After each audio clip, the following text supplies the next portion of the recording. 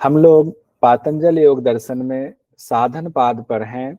साधन पाद में हम लोगों ने देखा था अविद्या की वजह से उस प्रकृति का स्वशक्ति और स्वामी शक्ति का मिलन हो गया और विवेक ख्याति से उसका मिलन जो है वो खत्म होगा। यानी विवेक ख्याति होगी तो दोनों अपने आप दूर हो जाएंगे। और विवेक ख्याति के बारे में कहा गया कि विवेक ख्याति जो है वो सप्तधा प्रांत भूमि प्रज्ञा है, यानी 7 भूमि वाला है। गे शून्य, हे क्षीण अवस्था, प्राप्य प्राप्त अवस्था, चिकित्सा शून्य, चित्त की कृतार्थता, गुणलीनता और आत्म स्थिति।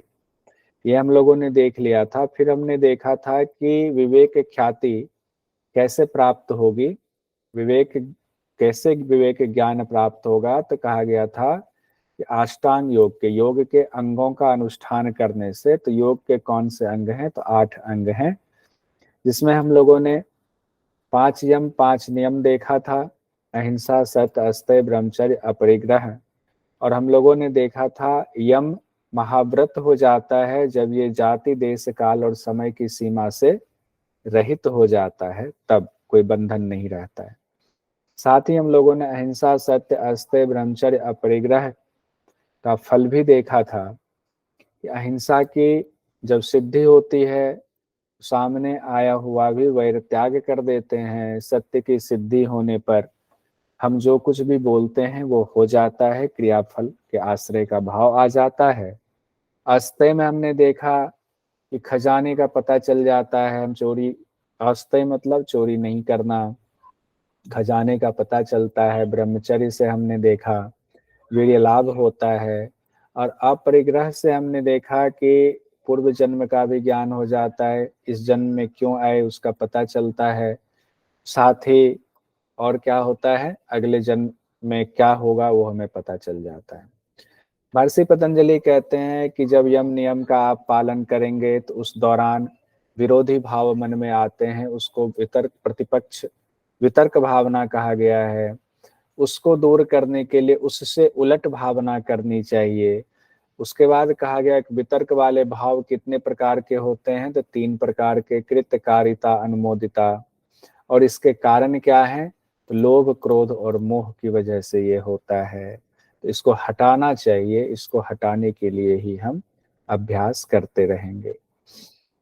हमने यम का और यम का फल देख लिया। आज हम नियम से शुरू करेंगे कि नियम और नियम के फल क्या होंगे। महर्षि पतंजलि साधन पाद में आगे कहते हैं कि नियमों की सिद्धि हो एक एक करके तो क्या होगा। 5 नियम बताए गए हैं। 40वें नंबर के सूत्र में महर्षि पतंजलि कहते हैं, शौचात स्वांग जुगुप्सा परेर संसर्गः। शौच की सिद्धि होने से खुद से और सांसारिक लोगों से संसर्ग की आसक्ति खत्म हो जाती है। इसीलिए जो योगी लोग होते हैं उनकी शौच की सिद्धि होते ही वो दूर रहने लग जाते हैं। वो आम जन के बीच में फिर उनकी आसक्ति ही खत्म हो जाती है। खुद से भी उनकी आसक्ति, खुद के शरीर के प्रति भी आसक्ति नहीं रहती है, क्योंकि उनको पता चलता है ये शरीर, ये क्या है, ये गंदगी का ढेर है। शौच यानी शुद्धि अब उनकी हो रही है। इसीलिए कहते हैं ना कि कोई बताने के लिए असली बात नहीं आते हैं। जैसे ही शौच की शुद्धि होगी तो वो तो कह ही रहे हैं यहाँ, सांसारिक लोगों से संसर्ग की आसक्ति खत्म हो जाती है। जब आसक्ति खत्म हो गई तो फिर उनके अंदर क्या हो रहा है, उन्होंने क्या देखा, इसकी असली कहानी आपको कैसे पता चलेगी? अपने अंगों से भी उनको घृणा हो जाती है। ये ध्यान रखेंगे। जनरली हम 5 यम 5 नियम में एक एक फल हम याद कर लेते हैं, लेकिन शौच एकमात्र ऐसा है नियम में जिसके फल बहुत सारे बताए गए हैं। एक तो शुरुआत में 40वें नंबर में ही कहा गया है कि आसक्ति खत्म हो जाती किससे? खुद से और सांसारिक लोगों से भी, दूसरों से भी संसर्ग की आसक्ति खत्म हो जाती है। उसके बाद 41वें नंबर में शौच का और आगे कहते हैं शौच आने से और क्या क्या होता है। कहते हैं सत्व शुद्धि, सौ मनस्य एकाग्र, इंद्रिय जय, आत्मदर्शन, योग तत्वानि च। यानी कि अंतःकरण की शुद्धि होती है, सत्व शुद्धि। सौ मनस्य मतलब मन में प्रसन्नता होती है, एकाग्रता, चित्त एकाग्र हो जाता है, इंद्रिय जय इंद्रियां वश में हो जाती हैं, आत्मदर्शन आत्म साक्षात्कार की योग्यता हो जाती है। तो 5 चीजें 41वें सूत्र में बताई गई हैं और एक ऊपर हो गया। इस तरह से 6 चीजें शौच की शुद्धि होने पर होती है, यानी शौच में सबसे ज्यादा बताया गया है। उसके बाद शौच मतलब क्या हुआ? शुद्धि। शौच मतलब शुद्धि, आंतरिक या बाहरी, अंदर से भी शुद्धि, बाहर से भी, शारीरिक भी मानसिक भी, हर तरह से शुद्धि। दूसरा नियम है शौच के बाद संतोष। संतोषाद अनुत्तम सुख लाभ है। महर्षि पतंजलि कहते हैं संतोष अगर आपका आपके अंदर दृढ़ हो गया है, सिद्ध कर लिया संतोष को, तो उससे क्या होगा?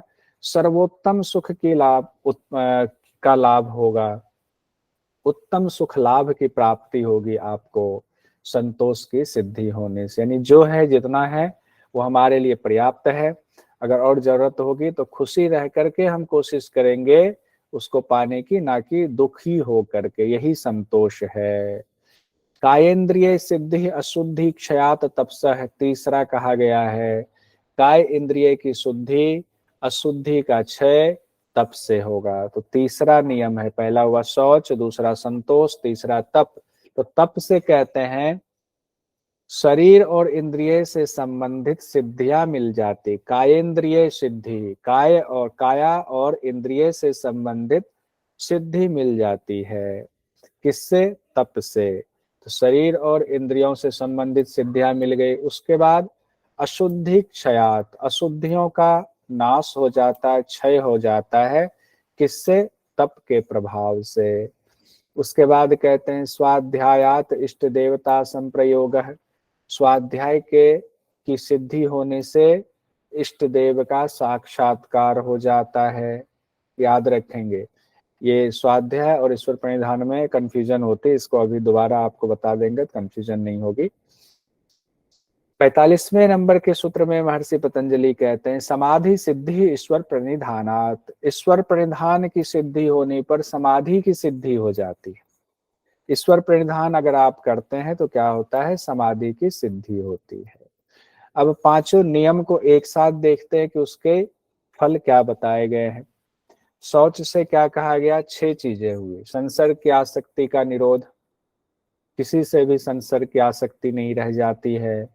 उसके बाद अंतःकरण की शुद्धि, मन में प्रसन्नता, चित्त की एकाग्रता, इंद्रिया वश में हो जाती है, आत्म साक्षात्कार की अवस्था तक पहुंच जाते हैं। आत्म साक्षात्कार होता है शौच से। संतोष से क्या होता है? उत्तम सुख लाभ होता है।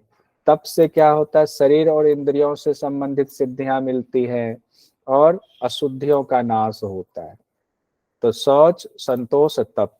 उसके बाद स्वाध्याय और ईश्वर प्रणिधान में क्या है? स्वाध्याय और ईश्वर प्रणिधान में क्या कंफ्यूजन होती है, जो अभी मैं बता रहा था।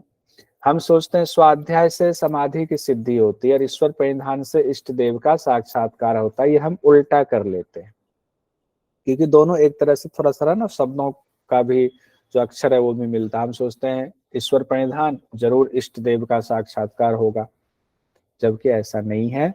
ये गलत हो जाएगा आंसर अगर आप करोगे। स्वाध्याय से समाधि की सिद्धि मान लेते हैं स और स, जबकि ये भी गलत है।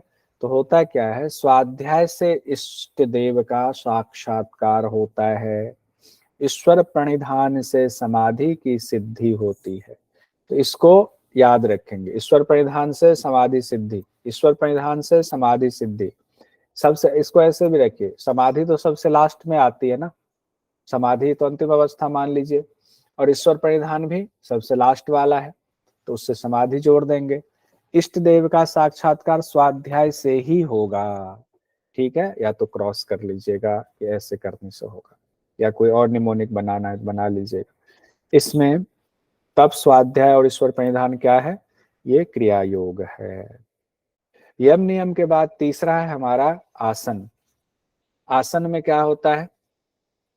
आसन में देखिए, अगर कोई कहे कि पातंजल योग दर्शन में कितने आसन बताए गए हैं, तो पातंजल योग दर्शन में एक भी आसन के बारे में नहीं बताया गया है, एक भी आसन की चर्चा नहीं की गई है, आसन की संख्या बताई ही नहीं गई है।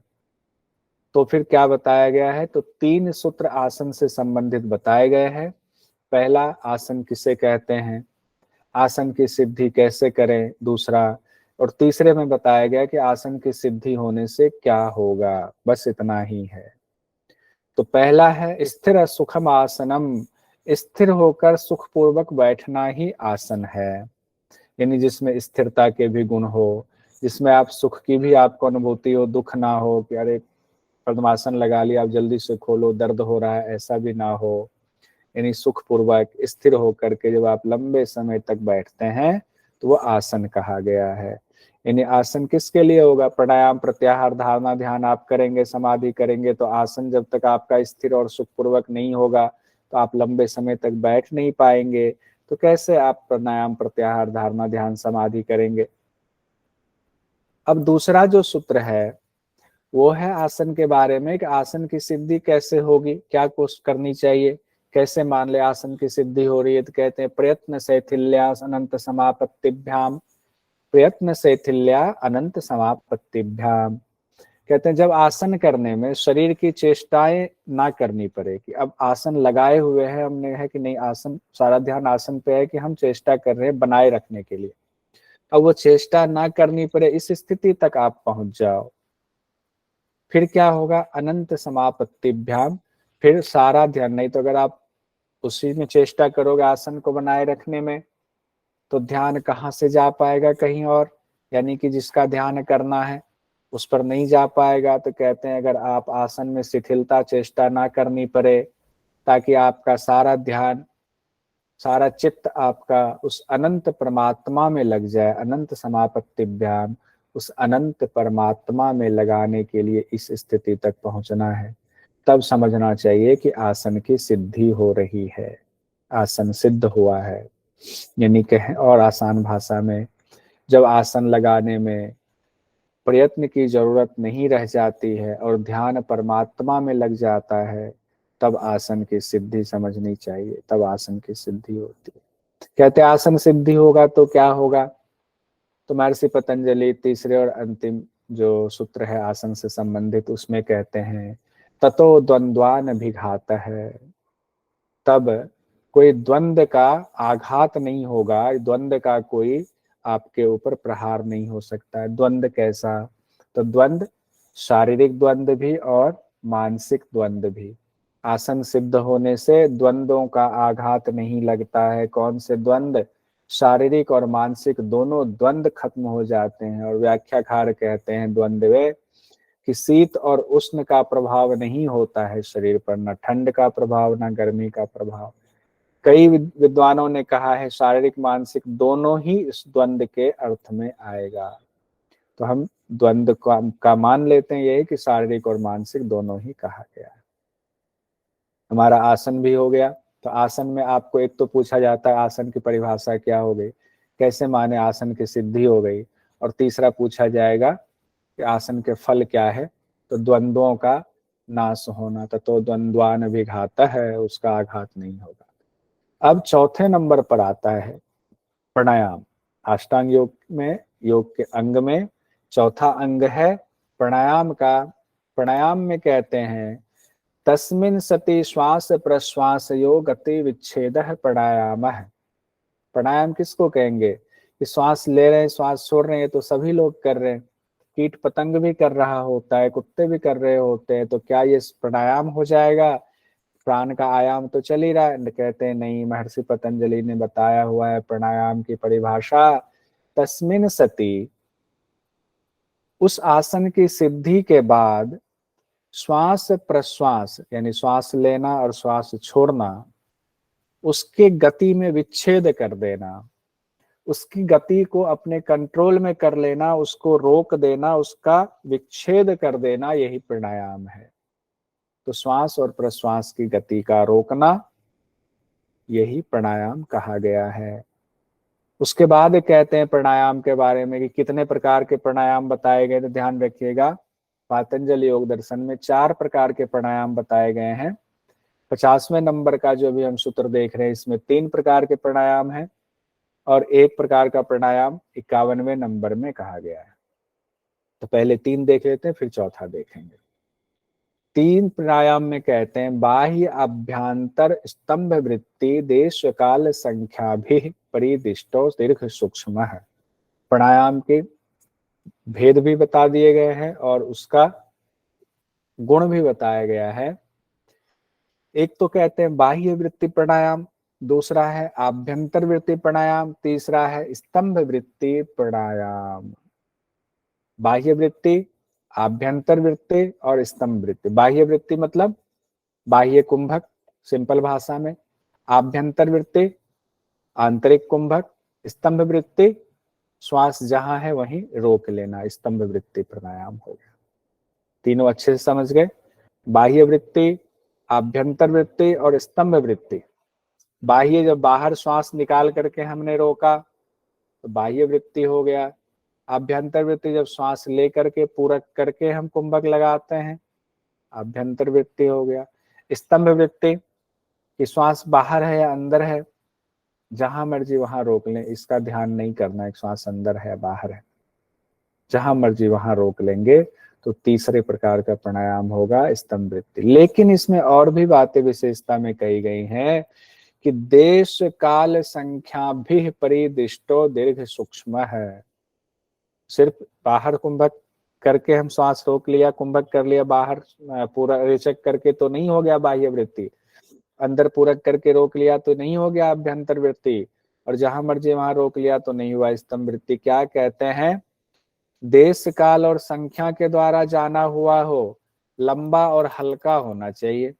देश जितने स्थान है प्राण की क्रिया होती है, तो कहाँ कहाँ प्राण की क्रिया हो रही है, आप श्वास ले रहे हैं, श्वास शरीर में अंदर जा रही है, तो श्वास को लेना या श्वास को छोड़ना, उस दौरान कई स्थानों का जिक्र आता है कि श्वास कहाँ से कहाँ तक जा रही, कहाँ से कहाँ तक निकल रही है।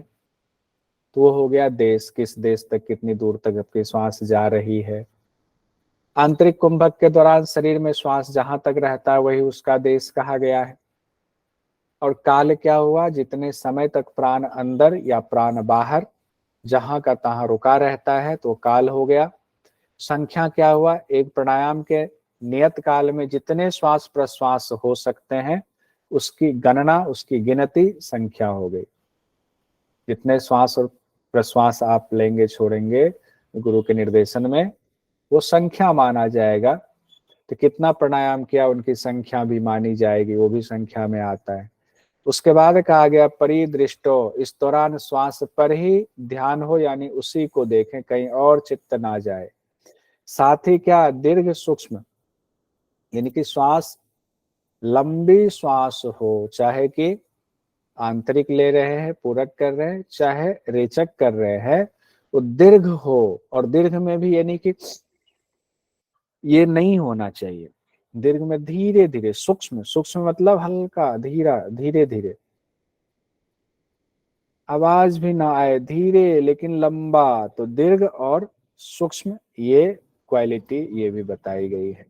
तो तीन प्राणायाम, बाह्य वृत्ति, अभ्यंतर वृत्ति और स्तंभ वृत्ति में इनकी विशेषता है कि इसकी देश काल संख्या की, और उसके साथ ही दीर्घ और सूक्ष्म होना चाहिए श्वास। तो इस तरह से तीन प्राणायाम की चर्चा पहले की गई है। और 51वें नंबर के सूत्र में साधन पाद में चौथे प्राणायाम की चर्चा की गई है। महर्षि पतंजलि कहते हैं बाह्य अभ्यंतर विषयाक्षेपी चतुर्थ है, बाह्य अभ्यंतर विषयाक्षेपी चतुर्थ है, यानी कि चौथा प्राणायाम जो है उसका नाम है बाह्य अभ्यंतर विषयाक्षेपी, चौथा प्राणायाम। इसका अर्थ क्या हुआ, बाह्य मतलब बाहर, अभ्यंतर मतलब भीतर। तो बाहर और भीतर के विषयों का त्याग कर देने से जो होने वाला प्राणायाम है उसको चौथा प्राणायाम कहते हैं। यानी पहले में क्या था, बाह्य, बाहर श्वास निकाल करके कुंभक कर रहे हैं तो हमें इस बात का एहसास तो है, उसमें और भी चीजें देश काल संख्या आदि है। अब वो सब चिंतन भी खत्म हो जाए कि देश काल संख्या से उससे परे हो गए।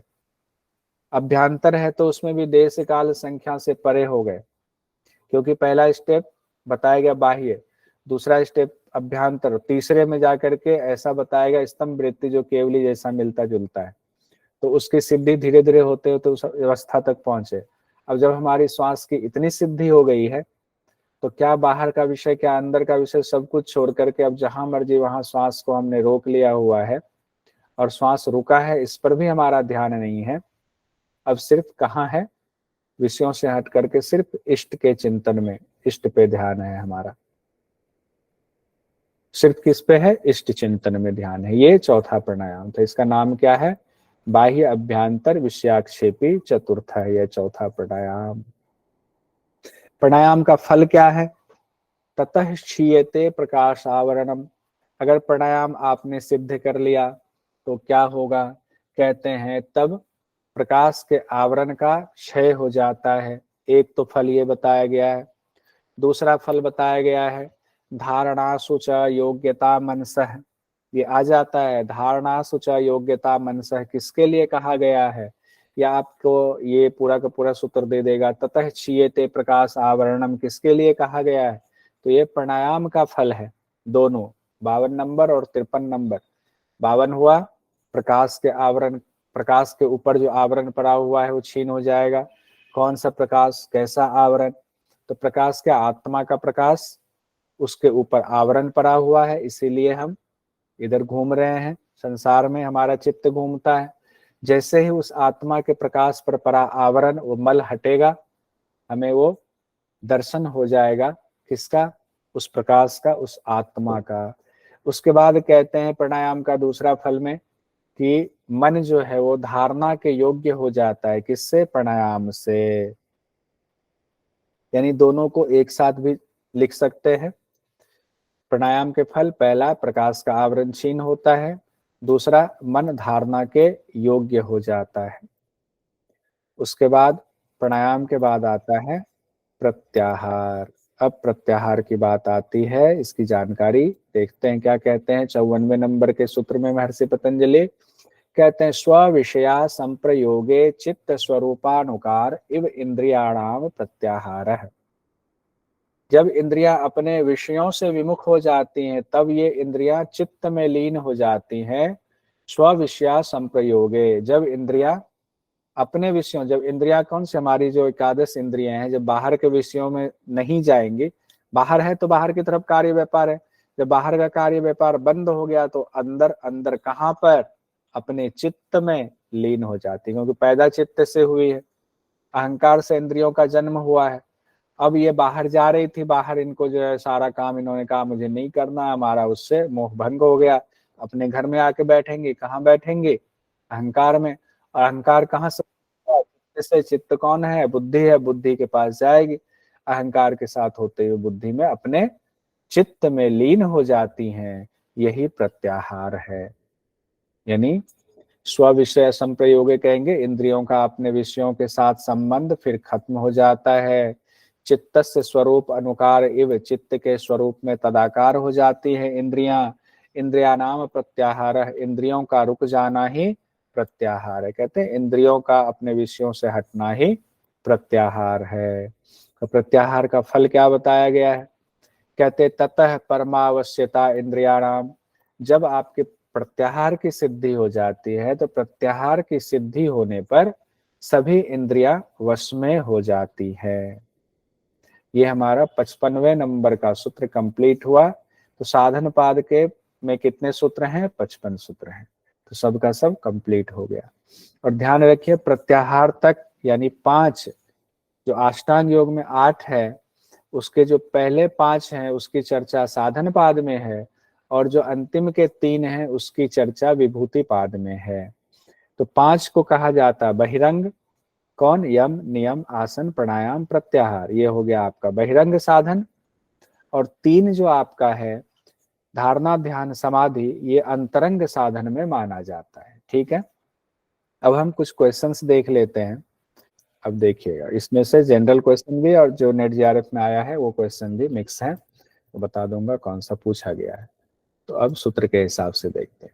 किसकी सिद्धि से पास आए स्वतः ही वैर का त्याग कर देते हैं। लोमस जी आप बताइए, किसकी सिद्धि से पास आए स्वतः ही वैर का त्याग कर देते हैं। बाकी लोग मैसेज में भेजेंगे?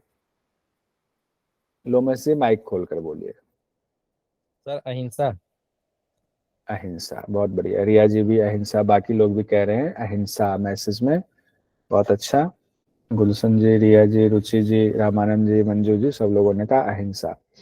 क्रियाफल के आश्रय का भाव आ जाता है, सत्य की सिद्धि से, तप की सिद्धि से, स्वाध्याय की सिद्धि से। सब लोग मैसेज कीजिए।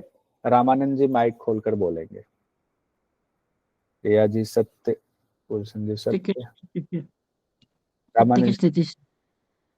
सत्य की स्थिति से, रुचि जी, अक्षय जी, नैन्सी जीवन, सोमपीठी जी, सत्य की सिद्धि से क्रियाफल के आश्रय का भाव आ जाता है, बहुत बढ़िया। शालिनी जी, लोमस जी, छिपे हुए खजाने का पता चल जाता है, सत्य की सिद्धि से, अहिंसा की सिद्धि से, अस्तेय की सिद्धि से। रश्मिता जी माइक खोलेंगी, बाकी लोग जवाब देंगे। अस्तेय सर। छिपे हुए खजाने का पता चल जाता, अस्तेय की सिद्धि से आपने कहा। पल्लवी जी, रिया जी, नैन्सी जी, सोमपीठी जी, अस्तेय, अक्षय जी, रुचि जी, लोमस जी, शालिनी जी, अस्तेय की सिद्धि से। किसकी सिद्धि से वीर्य लाभ का फल मिलता है? वीर्य लाभ या किसकी सिद्धि से अपूर्व शक्ति मिल जाती है? तो ब्रह्मचर्य का। इसका हमने ऐसे डायरेक्ट दे दिया, बहुत आसान था। अब देखिए नेट जेआरएफ में जो क्वेश्चन पूछा गया, अपरिग्रह निम्नलिखित में से किसके अंतर्गत सम्मिलित है? अपरिग्रह, बताइए सवाल, ये सवाल है। यम, नियम, अंतरंग, योग, समाधि। यम। रिया बिष्ट यम, रश्मिता नायक यम, पल्लवी यम, गुलशन यम, रुचि यम। अपरिग्रह यम में है। एक बार नैन्सी जी पांचों यम बता दीजिए माइक खोल करके, और मंजू पाल जी आप माइक खोलकर बता दीजिए 5 यम कौन से हैं? अहिंसा, सत्य, अस्तेय, ब्रह्मचर्य। एक तो यही सामने ही है, अपरिग्रह। हाँ, अपरिग्रह, सॉरी। ठीक है, 5 हो गए। ये क्वेश्चन पूछा गया था, ये कितना आसान क्वेश्चन पूछा जाता है। लोमस जी, पातंजल योग सूत्र के मुताबिक किस अवस्था में स्थित होने से पूर्व जन्म का ज्ञान हो जाता है? ये भी क्वेश्चन पूछा गया था। पातंजल योग सूत्र के अनुसार किस अवस्था में स्थित होने पर पूर्व जन्म का ज्ञान हो जाता है? अहिंसा, अस्तेय, अपरिग्रह, स्वाध्याय। अपरिग्रह। प्रिया जी, रुचि जी, भूषण जी, सब लोग कह रहे हैं अपरिग्रह। शालिनी जी, अपरिग्रह, पूर्व जन्म का ज्ञान अपरिग्रह से हो जाता है। लोमस जी अपरिग्रह, सोमपीठी जी अपरिग्रह। अगला सवाल सूची मिलान करना है। देखिए अहिंसा से इसमें क्या लगाना है, बताइए। अहिंसा से तस्सिन्नेदो वैर त्याग, निकट वैर इसमें तो त्याग। खैर निकट आने पर निकट आने पर वैर त्याग। सत्य से, प्रतिष्ठा, वचन से, क्रिया वचन से। अस्तेय से, रुचि जी, छिपा खजाना। ब्रह्मचर्य से बताइए रामानंद जी, वीर्य लाभ। अपरिग्रह से बताइए अक्षय जी, जन्म पूर्व। पूर्व जन्म। अब देखिए एक क्वेश्चन ये पूछा गया था नेट जेआरएफ में, महर्षि पतंजलि के अनुसार इष्ट देवता का साक्षात्कार किससे होता है? स्वाध्याय। अब ये बताएंगे, लोमस जी बताइए माइक खोलकर।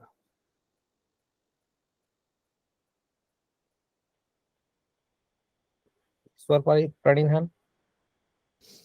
इष्ट देवता का, बहुत बढ़िया, आपने बहुत अच्छा बताया। श्रुति जी बताइए क्या सही बता रहे हैं लोमस जी?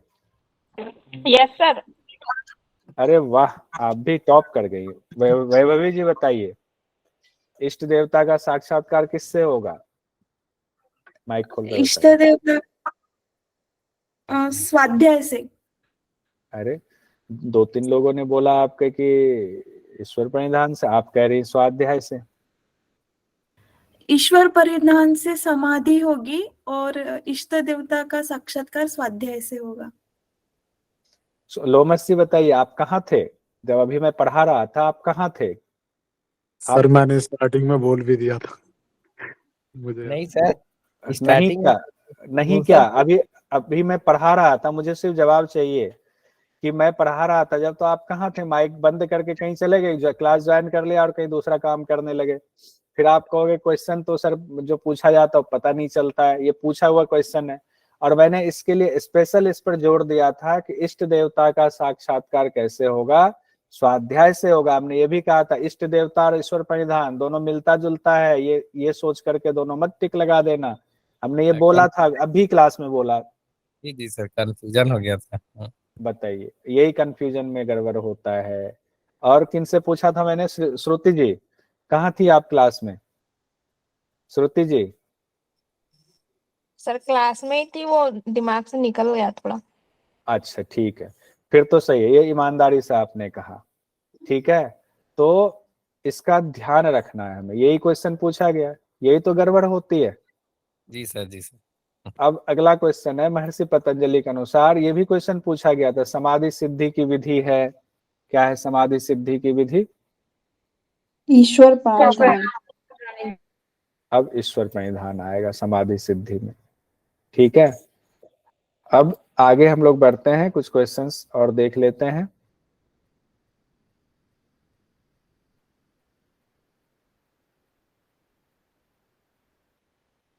योग सूत्र के अनुसार ये क्वेश्चन पूछा गया था, देखिए अब सब पूछे हुए क्वेश्चंस आ रहे हैं।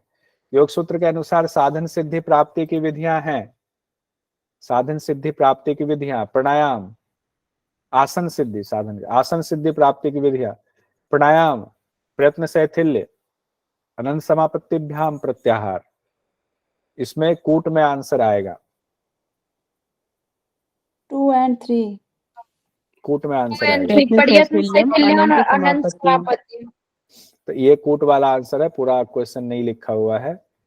ये 2 आएगा, प्रयत्न शैथिल्याम और अनंत समापत्तिभ्याम, प्रयत्न शैथिल्यम अनंत समापत्तिभ्याम, ये दोनों दूसरा और तीसरा आएगा, ध्यान रखिए। अब क्वेश्चन है आगे, योग के किस अंग के अभ्यास से व्यक्ति द्वंद्वों से आसानी से प्रभावित नहीं होता है? ये मैसेज में भेजिए जल्दी से। आसन से। नेहा जी बताइए माइक खोल करके। आसन से सर। आसन से, बहुत आसान है क्वेश्चन, कोई नहीं। अगला क्वेश्चन भी पूछा हुआ है, ये 3 बार पूछा गया क्वेश्चन, अलग अलग तरीके से आगे भी पूछा जा सकता है। पातंजलि योग सूत्र के मुताबिक निम्नलिखित में से कौन से प्राणायाम के प्रकार हैं? स्तंभ वृत्ति, सहित प्राणायाम, बाह्य अभ्यंतर विषयाक्षेपी, केवली प्राणायाम। कूट में करना है, इसमें 1 से ज्यादा आंसर होंगे, बताइए कौन कौन से होंगे? 1 and 3। सर स्तंभ वृत्ति और विषयाक्षेपी। हाँ, रुचि जी, रामानंद जी, नैन्सी जी, सब लोग कह रहे हैं स्तंभ वृत्ति पहला और तीसरा वाला, पहला और तीसरा वाला। इसी क्वेश्चन को अगले साल अलग तरीके से पूछा, कैसे? पातंजलि योग दर्शन के मुताबिक निम्नलिखित में से कौन सा प्राणायाम का एक प्रकार नहीं है? अब चारों याद होगा तो पता चल जाएगा कौन सा नहीं है। कोई माइक खोलकर अभी नहीं बोलेंगे, सब लोग मैसेज में भेजेंगे और मैं जिनको नाम बोलूंगा वही माइक खोलकर बोलेंगे। लोमस जी बोलिए माइक खोल करके, कौन सा प्राणायाम का एक प्रकार नहीं है? बाह्य वृत्ति, स्तंभ वृत्ति, मनोवृत्ति, अभ्यंतर वृत्ति। लोमस जी बताइए। लोमस जी माइक खोलिए, बताइए कौन सा नहीं है? अरे माइक बंद है आपका। नेहा जोशी जी बताइए। सर मनोवृत्ति। मनोवृत्ति नहीं है, बाकी तीनों है। और इसी क्वेश्चन को अगली बार फिर पूछा गया, पातंजलि योग दर्शन में कितने प्रकार के प्राणायाम का वर्णन है? रश्मिता जी, कितने प्रकार के प्राणायाम का वर्णन है? सर 4 प्रकार का, बहुत सुंदर। अब देखिए क्वेश्चन पूछा गया, ये भी नेट जीआरएफ में पूछा गया, ज्ञान के प्रकाश पर परा आवरण निम्नलिखित में से किसके द्वारा हटता है? किसके द्वारा ज्ञान के प्रकाश पर परा आवरण हटता है? प्राणायाम द्वारा, प्रत्याहार द्वारा, यम द्वारा, आसन द्वारा, किसके द्वारा हटता है? पल्लवी जी बताएंगे माइक खोल करके। सर प्राणायाम के द्वारा। क्या था? ज्ञान के प्रकाश पर पड़ा आवरण, मतलब जो क्वेश्चन है उसका मतलब आंसर ये था कि प्राणायाम के अभ्यास से ही ज्ञान का प्रकाश का आवरण मतलब जो है क्षीण हो जाता है। क्या उसका सूत्र है, याद है? ततः क्षीयते प्रकाश आवरणम। बहुत बढ़िया। अब ये अगला क्वेश्चन है, ये भी नेट जेआरएफ का है। धारणासु च योग्यता मनसः किसका परिणाम है? इस तरह से क्वेश्चन पूछा जाता है। अब ये सचिन जी बताएंगे। सचिन जी आंसर बताएंगे, बाकी लोग मैसेज कीजिए। धारणासु च योग्यता मनसः किसका परिणाम है? 4 आंसर आपके नीचे सामने है नीचे। सर प्राणायाम क्या? प्राणायाम का ही है। बहुत सुंदर, बहुत बढ़िया। अब देखिए सूची 1 और 2 को सुमेलित करना है और ये एक एक करके जिनका नाम लूंगा वही बताएंगे। मंजू जी बताइए, ततो द्वंद्वान भिघात है किसके लिए कहा गया है? सर आसन। आसन के लिए। नैन्सी जी बताएंगे, धारणासु च योग्यता मनसः किसके लिए कहा गया है?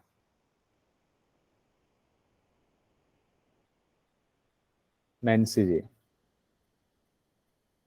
अच्छा आप तो माइक खोल ही नहीं सकते। मंजू जी बताइए, धारणासु च योग्यता मनसः। सर प्राणायाम। श्रुति जी बताइए, ततः परमावश्य तेन्द्रियाणाम किसके लिए कहा गया है? यम ततः परमावश्य तेन्द्रियाणाम। यम सर। पक्का? रामानंद जी बताइए, ततः परमावश्य तेन्द्रियाणाम।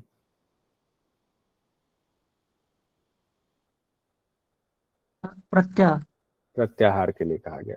सुन लिया आपने? प्रत्याहार के लिए है।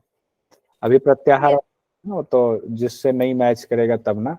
संतोष अनुत्तम सुख लाभ, ये किसके लिए कहा गया? ये किससे संबंधित? अब 3 आपका निकल गया, प्राणायाम निकल गया, आसन प्रत्याहार निकल गया, 2 ही बचा हुआ, यम और नियम। बताइए, संतोष से उत्तम सुख लाभ होता है कौन से में आएगा, यम में या नियम में? बताइए, लोमस जी बताइए। नियम में सर। नियम में, ठीक है। नेहा जी बताएंगे, अब तो एक अंत ही रह गया, तो अस्ते प्रतिष्ठायाम सर्वरत्नोपस्थानम, ये किस में आएगा? यम में। यम में आएगा। ये इस बार के क्वेश्चंस हैं दिसंबर वाले। हाँ, ये एक क्वेश्चन आया था, दृश्य का वर्णन योग सूत्र में कहाँ मिलता है? अब ये बहुत अच्छे से सोच समझ करके इसका जवाब सब लोग मैसेज में दीजिए, अभी बोलिएगा मत। और ध्यानेश्वरी जी आप माइक खोलकर बताएंगी कि दृश्य का वर्णन योग सूत्र में कहाँ मिलता है। अब कहेंगे लोमस जी हाँ अब इसका कैसे पता लगाएंगे, तो इसका भी मैं ट्रिक बता दूंगा, पहले खुद से कोशिश कीजिए कि इसका आंसर क्या होगा। ध्यानेश्वरी जी माइक खोलकर बताएंगे कौन सा आंसर होगा इसका। पहला में है 1 का 17, दूसरे में 2 का 18, तीसरा है 3 का 21, चौथा में 4 का 12। कौन सा होगा दृश्य का वर्णन? पता नहीं है। पता, अच्छा कोई बात नहीं, पता नहीं होना में कोई हर्ज नहीं है, अभी बताऊंगा, आप कहेंगे अच्छा ऐसे होगा, बहुत आसान है। लोमस से आप बताओ। मैं 1:17 लगाया था सर। 1:17 आप लगाए थे, अभी बताइए, अब पढ़ने के बाद बताइए। अभी जो पढ़ा, आज जो पढ़ लिया, कल पढ़ लिया, परसों पढ़ लिया, अब कौन सा लगाएंगे आप? तो पढ़ा। मंजू जी कौन सा लगाएंगे आप? अरे सब लोग जानते हैं क्यों आप लोग परेशान हो रहे, मैं बताता हूँ।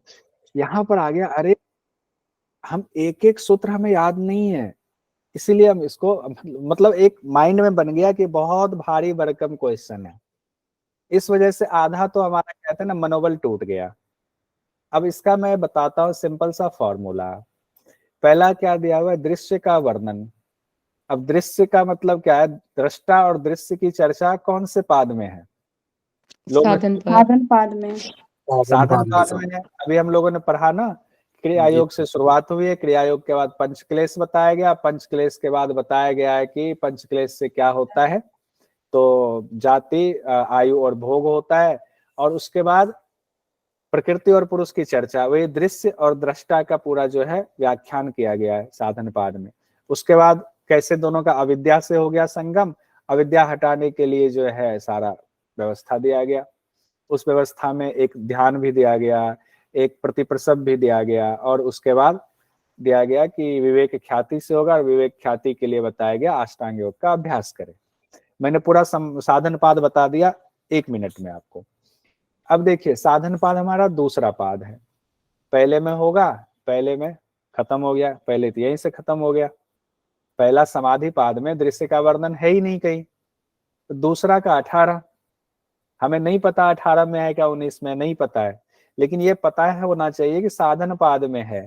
और तीसरे पाद की चर्चा हो रही, चौथे पाद की चर्चा हो रही। तो एक तो अचानक से दूसरा पाद तो एक ही आ रहा है, आपका क्वेश्चन का आंसर यही तीसरा तो समझिए। कंफर्म है कि विभूति पाद है, उसमें तो होने से कोई मतलब ही नहीं है। होने से नहीं रहा। चौथे में भी जो है चौथे में मतलब नहीं, कैबलिंग की दृश्य बात का की वर्णन। गई है तो वो भी डिफरेंट अब है। हमें पढ़ना कैसे है, हमें एक तो एक सूत्र हम पढ़ रहे हैं, उसमें एक एक चीज हम देख रहे हैं कि पंचक्लेश क्या होता है, कैसे होता है, क्रियायोग क्या होता है, लेकिन हमें एक नजर 1 मिनट में पूरा स्ट्रक्चर हमें चारों पाद का पता होना चाहिए। जब मैं रिवीजन कराऊंगा तो अलग तरीके से कराऊंगा, पहले स्ट्रक्चर बताऊंगा, समाधि पाद का स्ट्रक्चर ये है, साधन पाद का स्ट्रक्चर ये है, स्ट्रक्चर सबको याद होना चाहिए, और वो सबसे मैं पढ़वाऊंगा, चिंता मत कीजिएगा। जब रिवीजन चारों पाद का हो जाएगा तो इसका जब कंप्लीट रिवीजन करेंगे तो आपको जब पता चलेगा साधन पाद में ये है, जैसे आपके सामने आएगा क्वेश्चन दृश्य, अच्छा ये तो पहले पाद से जुड़ा है या दूसरे पाद से जुड़ा है, तृतीय पाद से जुड़ा है, आप समझ जाएंगे दृश्य द्वितीय पाद से जुड़ा है, दूसरा आंसर होगा। एकदम ट्रिक लगाया और आ गया। अब देखिए ये प्रणव वाला भी छोड़ दीजिए, ये भी प्रथम पाद में चला गया हमारा प्रणव का। योग सूत्र के अनुसार दृश्य के भेद बताए गए हैं। अब देखिए ये क्वेश्चन भी हम लोगों ने साधन पाद में पढ़ा हुआ है। दृश्य आ गया साधन पाद में, विशेष अविशेष आपको विशेष और विशेष अलिंग। अलिंग। 3 आएगा इसमें, कूट दिया है ना, कूट में 3 है। अब बताइए योग सूत्र के अनुसार दृश्य के भेद बताए गए हैं, विशेष, प्रत्ययानुपस्य, और अविशेष, अलिंग, दृश्य मात्र। अब बताइए कि कौन कौन से होगा। दृश्य के भेद, दृश्य के भेद है, सारा तो दृश्य का ही भेद है, आत्मा का तो उसमें था ही नहीं। अदृश्य में भी क्या कहा गया ना, इनके जो गुण हैं 4 अवस्थाओं 4 प्रकार में बांटा गया है। तो किस किस में बांटा गया है पूरा, पहला था विशेष, दूसरा था अविशेष, फिर क्या था विशेष अविशेष, लिंग अलिंग। लिंग मात्र और अलिंग। लिंग मात्र और अलिंग। तो लिंग मात्र इसमें है नहीं, 3 तो दिया गया है। तो आपका हो गया ना ए सी और डी, ए सी डी हो गया। ए सी डी है किसी में, दूसरे में है आपके ए सी डी। तो ये थोड़ा ट्रिकी क्वेश्चन ऐसे पूछा जाता है, लेकिन जब हम लोग तैयारी करके जाएंगे ना तो कहीं दिक्कत नहीं होगी। ये अभी आएगा चतुर्थ पाद में, तो इसको रहने देते हैं।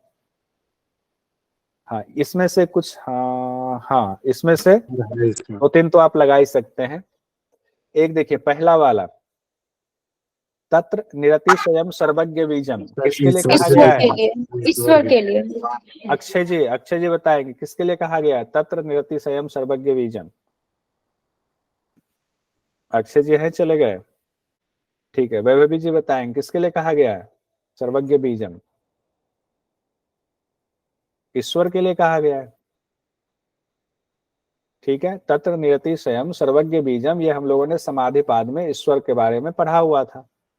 एक तो ये पढ़ लिया, तो 1 का 3 हो गया। दूसरा हम लोगों ने पढ़ा तस्य सप्तधा प्रांत भूमि, कल ही हम लोगों ने पढ़ा था। तस्य सप्तधा प्रांत भूमि प्रज्ञा, यानी जो विवेक ख्याति है वो 7 भूमि वाली होती है। तो किससे संबंधित हो गया ये बताइए? विवेक ज्ञान प्राप्त होने पर, विवेक ज्ञान प्राप्त होने पर इससे संबंधित हो जाएगा ना, 7 प्रकार की भूमि होती है। उसके बाद कहते हैं धारणासुच योग्यता मनसा, ये भी आज हम लोगों ने पढ़ा है। धारणासुच योग्यता मनसा किससे होगा, रुचि जी बताइए? प्राणायाम से। प्राणायाम से हो गया। अब एक रह गया, एक कौन सा रह गया? डी वाला, तो हमने अभी पढ़ा नहीं है, वो एक बच गया कैवल्य पाद। तो ऐसे भी जो जिसका हो गया उसकी सेटिंग लास्ट वाले को छोड़ दो। तो आपने 2 पाद पढ़ा, 2 में से आपका ये पूरा बन गया। तो कहाँ से क्वेश्चंस भारी आ रहा, आ ही नहीं रहा। जरा सा हमें अलर्ट रहने की जरूरत है। हम अलर्ट नहीं है तो फिर हम किसी को भी दोष नहीं दे सकते। अब इसमें चारों पाद की बात है, 2 पाद पढ़ लिए तो देखते हैं 2 पाद का तो हमें इसमें आना ही चाहिए 2 क्वेश्चन। तो बताइए महाव्रत कौन से पाद में चर्चा है? साधन पाद में। साधन पाद। साधन पाद। अभी हम लोगों ने पढ़ा ना, यम जो है महाव्रत हो जाता है, देश काल से जब रहित हो जाता है तो महाव्रत यम से संबंधित है, यम महाव्रत हो जाता है। और यम किस में है? साधन पाद में है। तो ए का हो गया आपका साधन पाद। सूक्ष्म विषयत्वं चालिंग पर्यवसानम, बताइए ये किस में आएगा? समाधि पाद। समाधि पाद।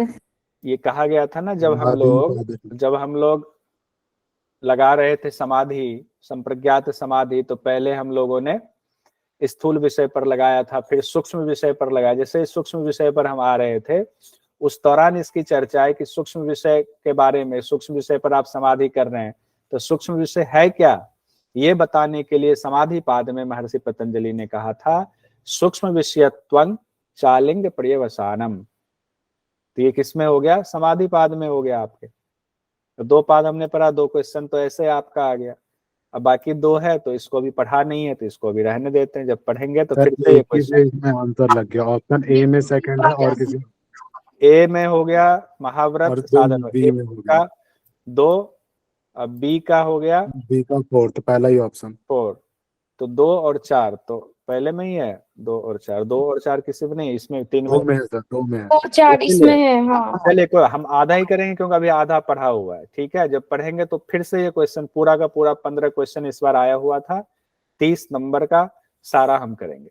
पातंजलि योग सूत्र में निर्वाण चित्त केवल, ये भी नहीं पढ़ा अभी हम लोगों ने, कोई बात नहीं। ये सर इसका है विभूति पाद का।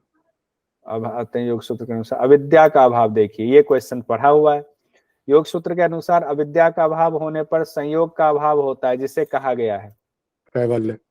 संयोग का अभाव होता है। बताइए बाकी लोग भी, रामानंद जी, ध्यानेश्वरी जी, बताइए पढ़ा है आपने ये कि नहीं पढ़ा है? अविद्या का अभाव होने पर संयोग का अभाव क्या कहा जाता है? दृष्टा और दृश्य का संयोग का अभाव हो जाएगा ना। बताइए ध्यानेश्वरी जी, बताइए। कैवल्य। आप कंफ्यूजन में क्यों हो? इसका मतलब जो मैंने वीडियो भेजा वो भी नहीं देखा आपने। कैवल्य साफ साफ तो कहा था, अविद्या का अभाव होने पर दृष्टा और दृश्य के संयोग का अभाव हो जाता है, तब कैवल्य की स्थिति कही गई है।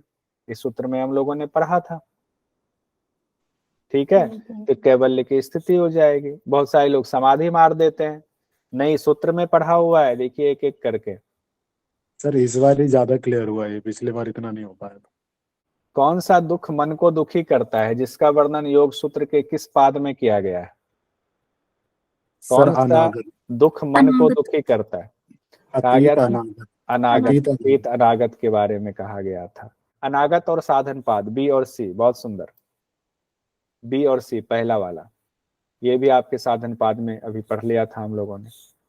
अनागत वाला, अनागत वाले का उसका सूत्र किन्हीं को याद है? योग सूत्र के अनुसार सुने और अनुमान से प्राप्त बुद्धि की अपेक्षा किस बुद्धि का विषय भिन्न होता है? सोमपीठी जी बताएंगे ये इस सवाल का जवाब। योग सूत्र के अनुसार सुने और अनुमान से प्राप्त बुद्धि की अपेक्षा किस बुद्धि का विषय भिन्न होता है? सोमपीठी जी जल्दी से खोलिए माइक। सर ऋतंभरा प्रज्ञा। नेहा जोशी जी। सर ऋतंभरा प्रज्ञा। ऋतंभरा प्रज्ञा बिल्कुल सही जवाब है दोनों लोगों का आपका।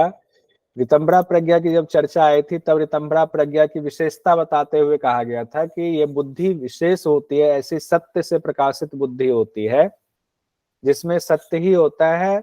और कहा गया था ऐसी बुद्धि होती है जो सामान्य जो बुद्धि होती है ना, जो सुने हुए और अनुमान से जो प्राप्त बुद्धि होती है, उसकी अपेक्षा इस बुद्धि का विषय जो होता है ऋतंभरा प्रज्ञा, वो भिन्न होता है। ये ऋतंभरा प्रज्ञा के लिए कहा गया था।